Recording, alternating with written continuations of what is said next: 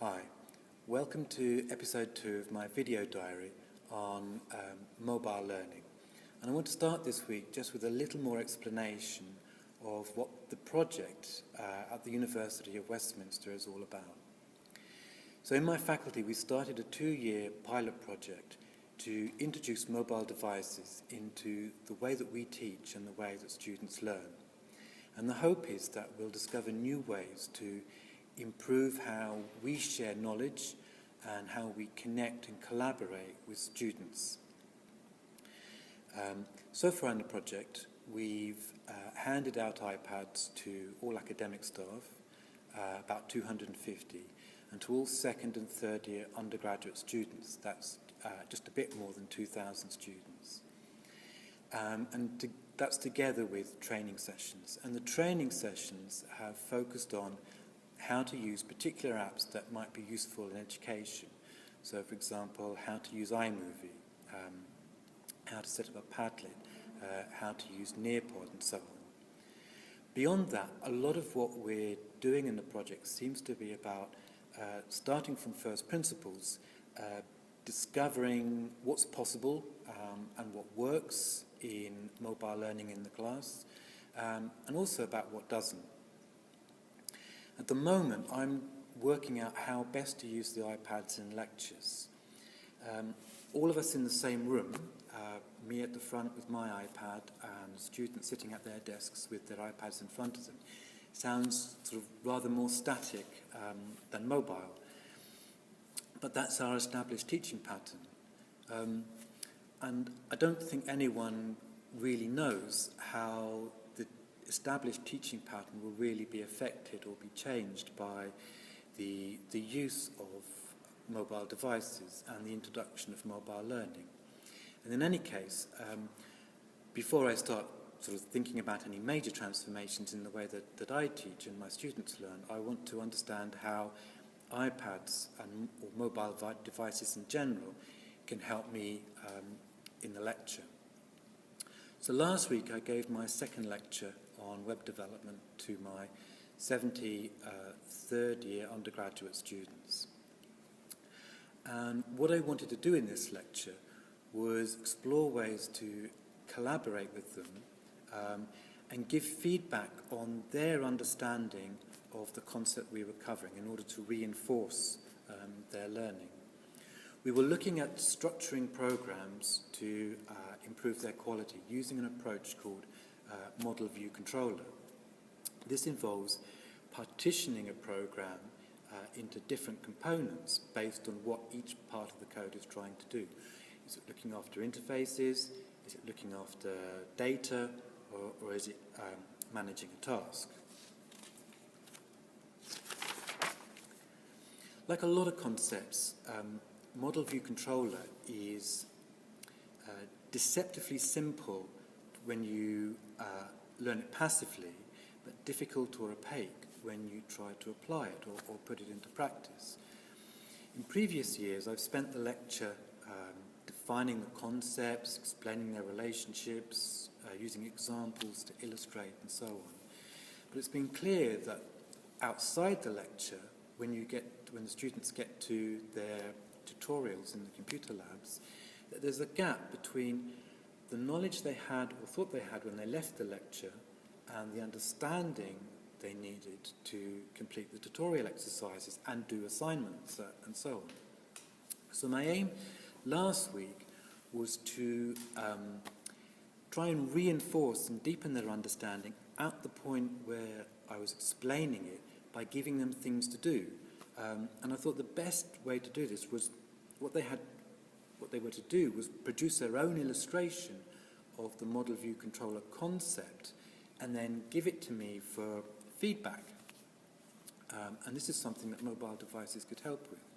So I designed 2 activities, both very similar, but apply to different levels of thinking about Modelviewcontroller, one at the level of design and the other at level of code. Since they're very similar in format, I'll explain the code activity. So for this exercise, I gave the students an image which was a screenshot of a block of program code. And the exercise involved downloading the image and importing it into Sketch, a photo editing app. That's what I'm using here. And what they had to do was, by drawing on the image, like this, highlight which bits of code belong to models, the M, which bits of code belong to views, and which bits of code belonged to controllers, for example. So they were producing their own illustration of Modelviewcontroller. When they had finished, they had to airdrop the image back to me. So I would then choose 2 or 3 images and go through them, highlighting the good things and pointing out what could be added or what needed to be changed. And since the exercise was relatively simple, by giving feedback or 2 or 3, I was hopefully giving feedback on everyone else's work as well. So the activity was very simple, but seemed very effective. It didn't need any special apps other than a bit of photo editing software, of which there are very many. Almost everyone got involved in the exercises. They were working in pairs, there was lots of discussion, and I felt there was a really good constructive atmosphere in the class. The body language was good, facial expressions, the volume of conversation and what they were talking about was all directed to the exercise. But there were a couple of niggly problems which I need to bear in mind in future. First of all, I had emailed everyone a couple of days before to tell them which apps they needed on their iPads to take part in the activities. But not everyone had installed them by the time we got to the lecture. So at the start of the lecture, I reminded everyone which apps we would need, and if they hadn't, I asked them to start downloading them while the lecture was beginning and before we got to the activity. Also, some of the student iPads had not been updated to the most recent iOS, I think partly because they thought they weren't allowed to. And so I had to give them an alternative app because the one I'd asked them to use, which was Sketch, wouldn't work with an older version of iOS. The other problem was Airdrop. So one of the problems with Airdrop is that it only works on an individual-to-individual basis. So you can't set up, for example, a group and airdrop to a group. Hence, it's kind of impractical for me to airdrop to a class of 70. I'd have to go around each of the 70 people in the class and airdrop to them individually. But a student can airdrop to me because they're just sending it to one person. So that was fine. Anyway, when we got to the point where I was giving feedback on a particular image that I'd received from a student and everything was going well, another airdrop request would come in and would fill up the screen, and I'd have to accept or decline it. And then another, and another, and another. So this got sort of a little bit frustrating, and it was interrupting the flow of my explanation. So I asked everyone, please, no more airdrops. And then everyone started laughing. It seemed that a student had found an old photograph of me on the internet and then had decided to airdrop it to my iPad. And so an enormous picture of my face just filled up the projector screen. Anyway, we had a big laugh. I declined the request, and then I turned off Airdrop. So that's sorted. We teach in 2-hour blocks in Westminster, at least we do in my faculty. So 2 hours is quite a long time. And in previous years, I've always had a break about the hour mark, 5-10 minutes, because attention is invariably flagging, everyone needs a rest, and so on. This time, last week, after a few minutes setting up, I taught all the way through the 2 hours. And I think I can say, based on my experience, that the students were just as engaged at the end of the lecture as they were at the beginning. And for me, that was amazing and really encouraging. So it was a very good week. I also ought to mention that it took a long time to design the lecture, to use activities. In fact, it took at least a couple of days, which is probably really too long. I had all the material from previous years, but working out how to use the iPads effectively, seemed to have the kind of a ripple effect through the whole lecture. So I tried to think about what activities I needed to reinforce learning, and then which apps would best support that activity, rather than say, I'd like to use this app and I can just put it here.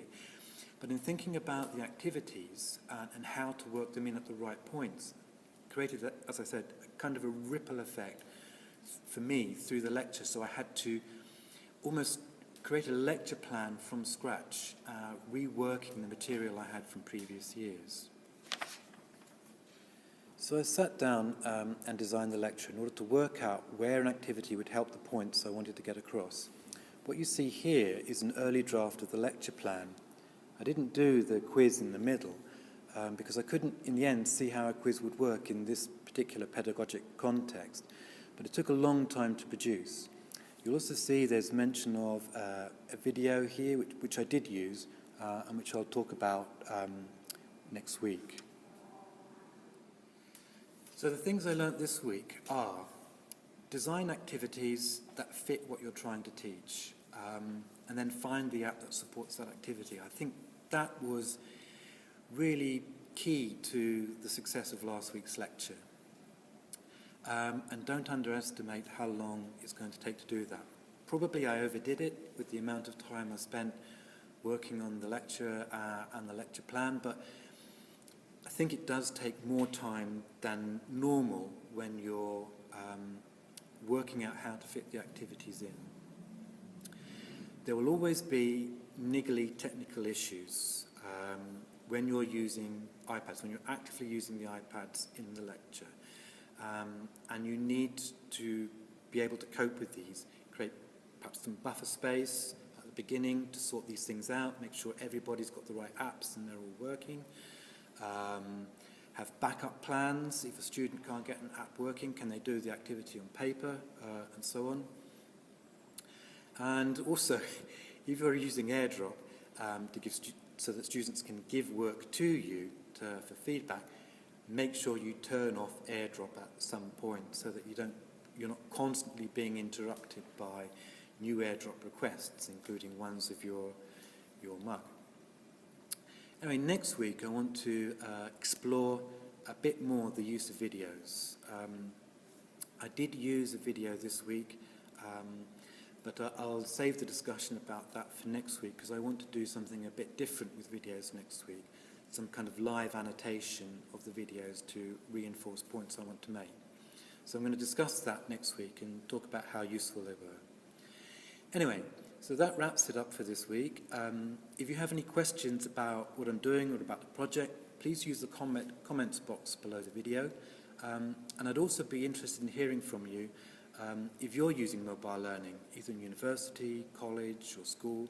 It'd be really good to hear from you and about your experiences as well. So see you soon.